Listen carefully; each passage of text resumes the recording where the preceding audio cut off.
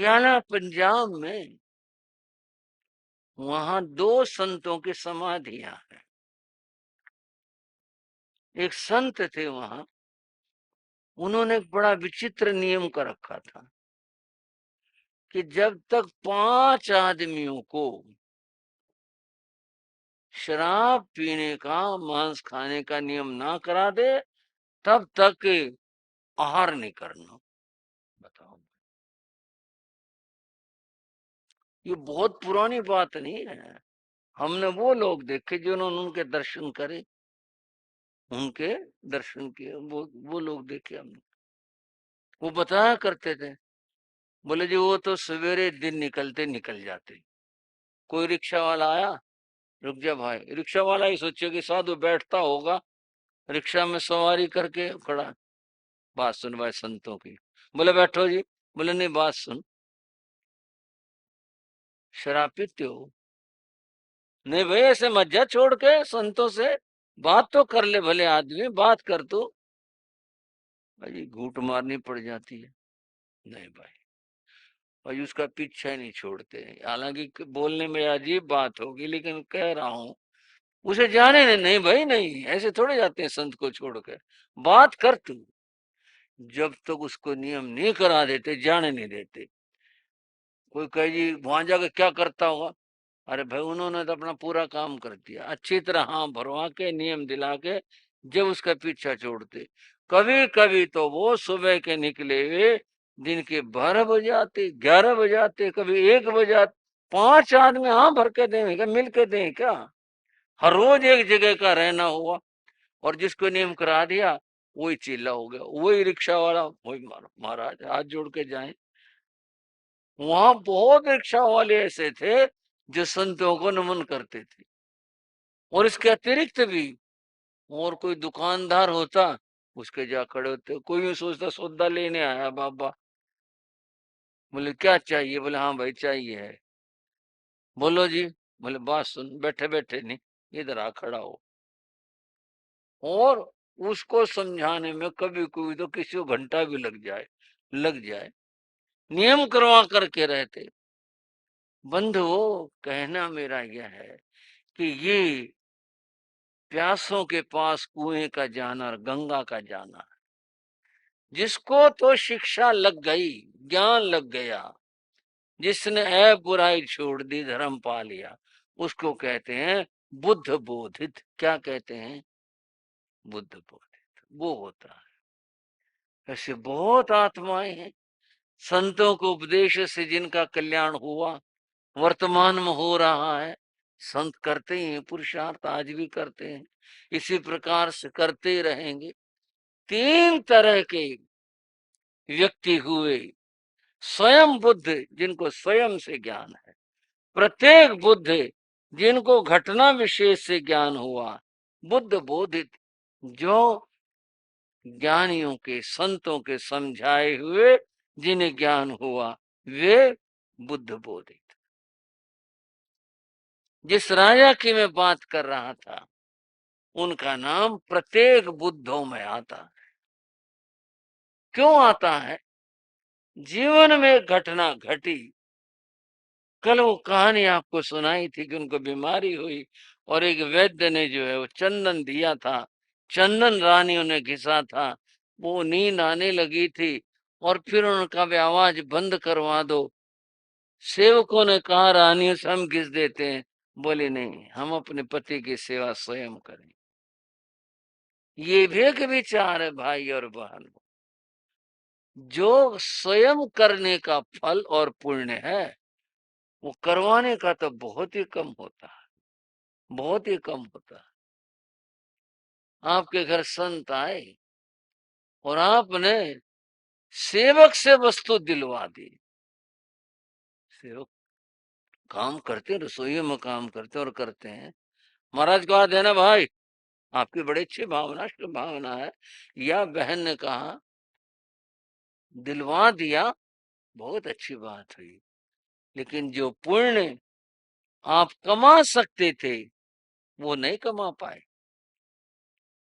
वह कमा नहीं सके, आप कमा सकते थे अगर आप अपने हाथ से ऐसा करते। जो लाभ ले सकते थे नहीं ले पाए, अगर आप खुद करते, करवा दिया, बड़ी अच्छी बात, उसका भी लाभ हुआ। लेकिन स्वयं करने की तो बात और ही होती है, स्वयं से करना चाहिए। बस होटल की रोटी में और माँ के हाथ की रोटी में यही फर्क है। माँ के हाथ की रोटी में जो ममता और प्यार और आशीर्वाद है, होटल का खाना कितना भी लजीज हो, परंतु वो उसमें मामला पैसों का। हाँ जी, मामला प्लेट का है वहाँ। वहाँ इस बात से कोई मतलब नहीं कि आपने खाया है।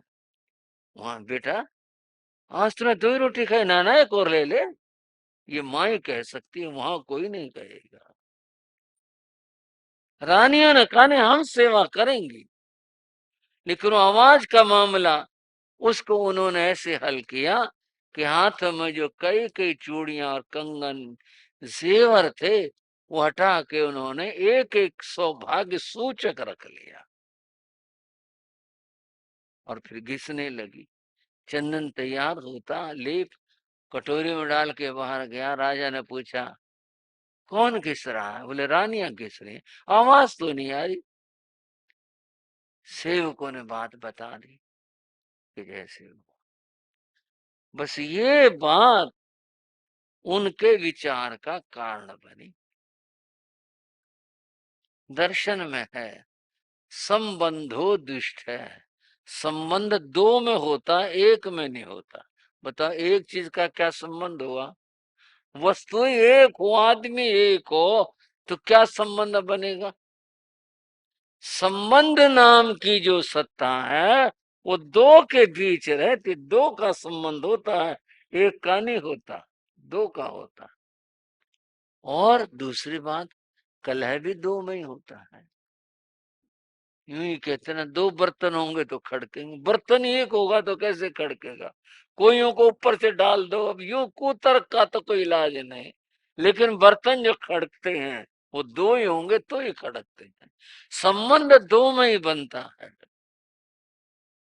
ये बात उनके विचार का कारण बन गई कि जब एक से अधिक कंगन चूड़ियां थे तो आवाज थी, वो आवाज मेरे लिए ठीक नहीं लग रही थी, परंतु दो में संघर्ष था।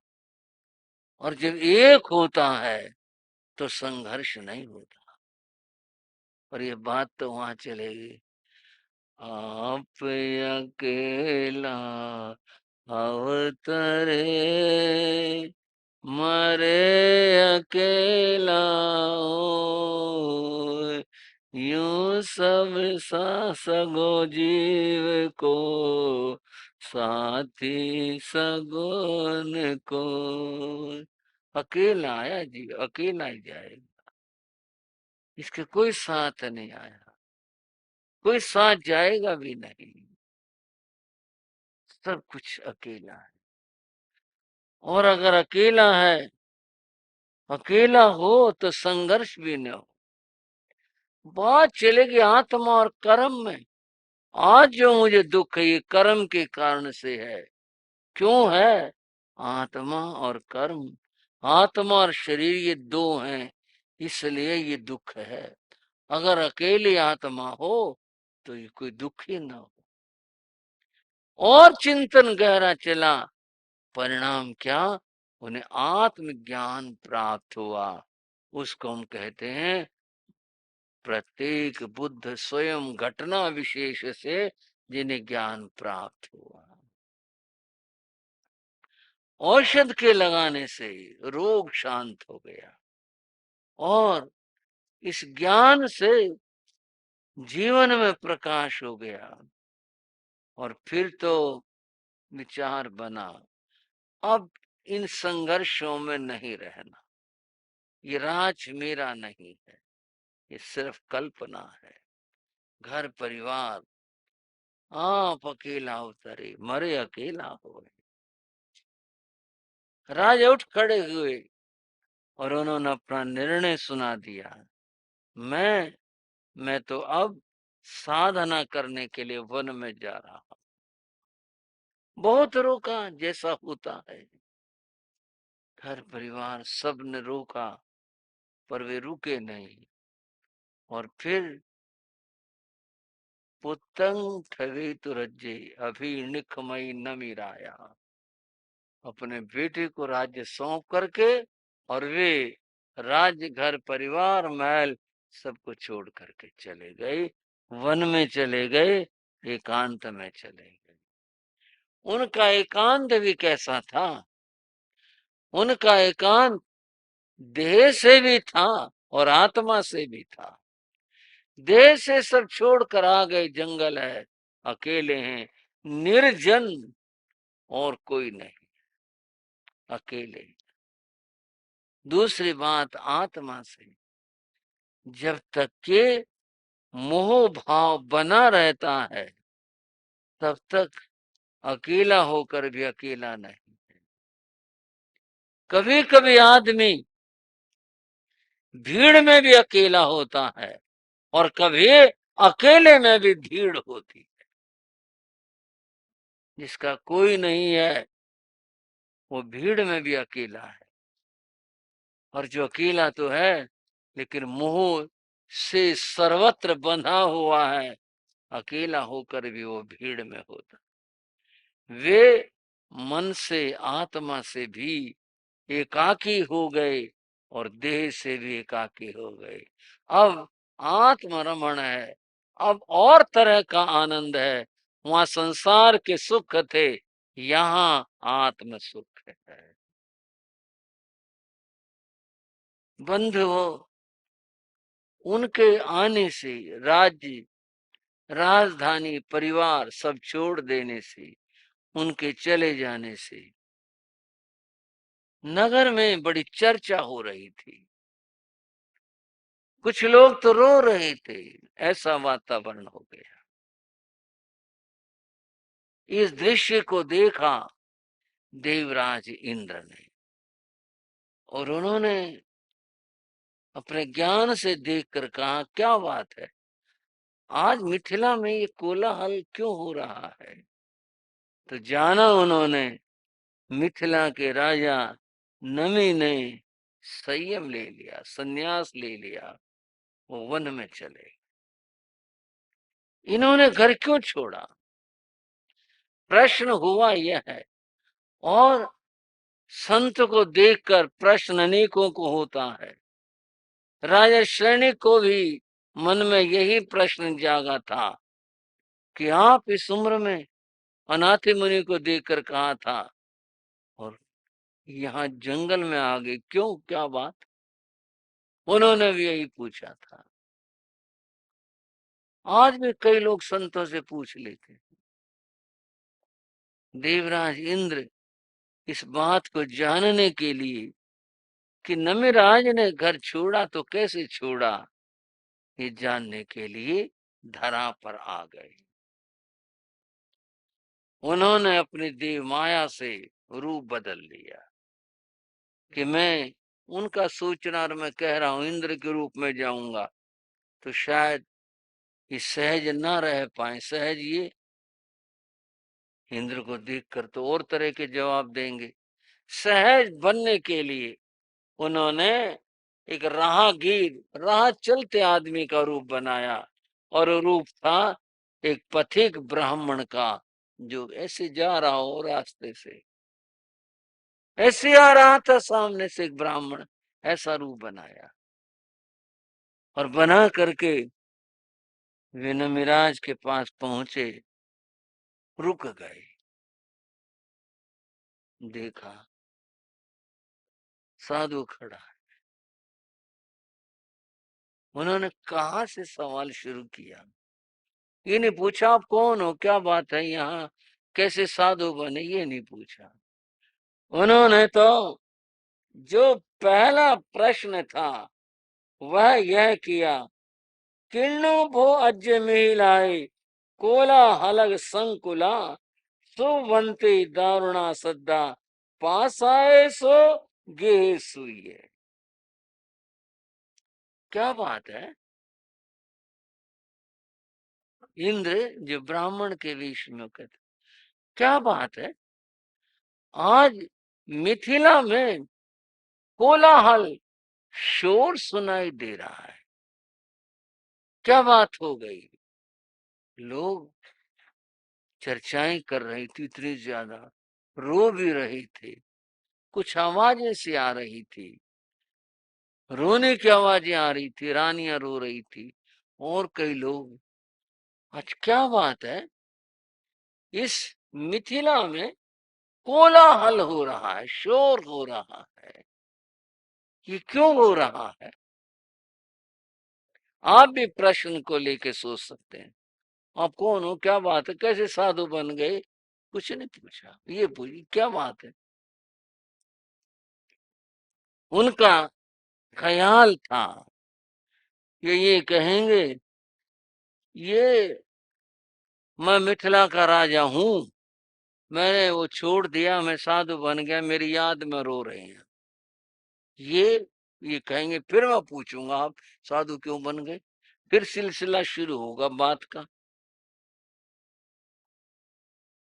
नमिराज, राजा से जो मुनि हो जाए उसको राज ऋषि कहते हैं।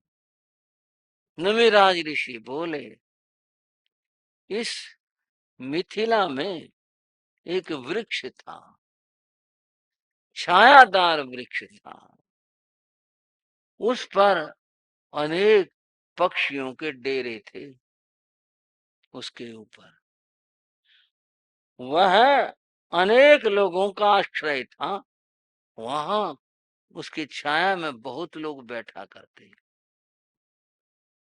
वायु ना हीरमाणम, तेज आंधी आई, उस तेज आंधी में वो वृक्ष उखड़ गया और गिर पड़ा। उस वृक्ष के गिर जाने से, उखड़ जाने से एक कंदंती भूखगा, ये पक्षी कोलाहल कर रहे हैं। क्या कोलाहल? अब हम कहाँ बैठेंगे, उनकी अपनी भाषा, ये तो हम समझने के लिए कह रहे हैं। हम कहाँ बैठेंगे, हम कहाँ रहेंगे, आगे हम फल किसके खाएंगे, हमारे घोंसले कहाँ रहेंगे। एक क्रंदनती भूखगा, ये जो पक्षी हैं क्रंदन कर रहे हैं उस वृक्ष के गिर जाने से।